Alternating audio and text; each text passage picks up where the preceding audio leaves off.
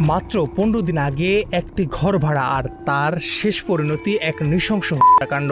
ময়মনসিংহের RK mission রোডের রুবেল খুনের ২৪ ঘন্টার মধ্যে লোমহর্ষ জট খুলেছে PBI। মায়ের অপমানের প্রতিশোধ নিতেই বাড়িওয়ালার ৪ পুত্র মিলে গলা কেটে খুন করেছে রুবেলকে। ভাড়া বাড়িতে একা থাকতে এসেছিলেন ৩৮ বছর বয়সী রাজন আহমেদ রুবেল, যিনি এলাকাতে কৈল্লা রুবেল নামে পরিচিত। কিন্তু কে জানতো এই ঘরই তার জীবনের শেষ দিন ডেকে আনবে। বাসায় মাদকের আসর বসাতেন, তার বিরুদ্ধে থানায় একাধিক মামলা রয়েছে। কলোনিতে মাদকের আসর বসানো নিয়ে ৫০ বছর বয়সী বাড়িওয়ালা পারুল বেগমের সাথে ঘর ছাড়া নিয়ে বিরোধের চরম প্রকাশ পায় গত ৫ জুন সকালে।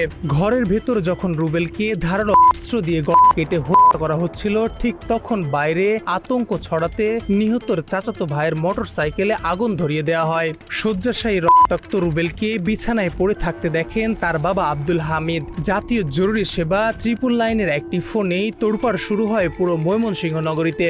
ঘটনাস্থলে ছুটে আসেন কোতোয়ালি থানা পুলিশ, CID ও PBI।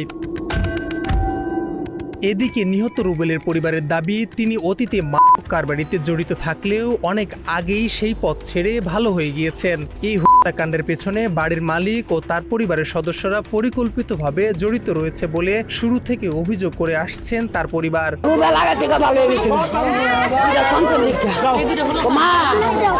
অনেক ভালো হয়েছে, আমার 2টা সন্তান হয়েছে।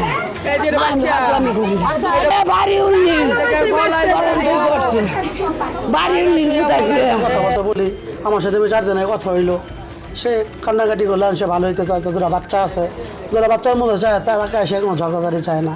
আজকে সকালবেলা হঠাৎ 10টা বাজে, আমরা সকালবেলা এনে গেছি বা গেছি কাজ করতে নিয়ে এসেছে। আমার যা ঝামেলা থাকে ফোন দিয়ে বলতেছে রুবেল ভাই তো মাইরে ফেলছে। কি কও ভাই জমি নাকি? পরে শুনি তারা করছে। ওরাই সবাই একসাথেই এখানে ছিল, তারা সারাত্র যাপন করছে। তারপর এক পর্যায়ে তাদের কী নিয়ে কথাবার্তা হয়েছে, তো পরে আর কি তারই এক ভাই, ফুফাতো ভাই, যার নাম শুভ, সেও আহত। সে বর্তমান মেডিকেলে ভর্তি আছে। ও আসলে সব কিছু বিস্তারিত জানা যাবে।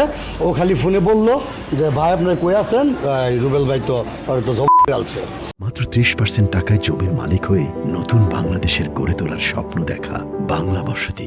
এই ঘটনায় নিহতর বাবা বাদী হয়ে 11 জনের নাম উল্লেখ সহ অজ্ঞাত আরও 3 থেকে 4 জনের বিরুদ্ধে মামলা করেন। জেলা গোয়েন্দা শাখা ও ডিবি তাৎক্ষণিকভাবে সজল ও রনি নামের 2 জনকে ধরে পুলিশের হাতে তুলে দেন, যারা মামলায় 7 ও 10 নম্বর আসামি। কোতোয়ালি থানার পরিদর্শক রাজন চন্দ্র পাল যখন অন্ধকারে হাত রাখছিলেন, ঠিক তখনই দৃশ্যপটে নাটকীয় এন্ট্রি নেয় PBI।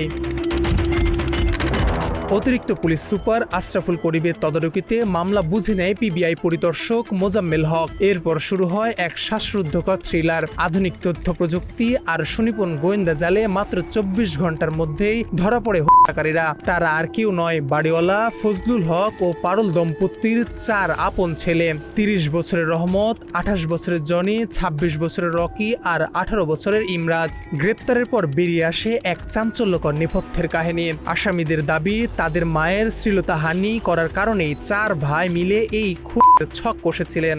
তো আমরা গোপন সংবাদের ভিত্তিতে বিভিন্ন জায়গায় অভিযান চালিয়ে তাদের গ্রেপ্তার করতে।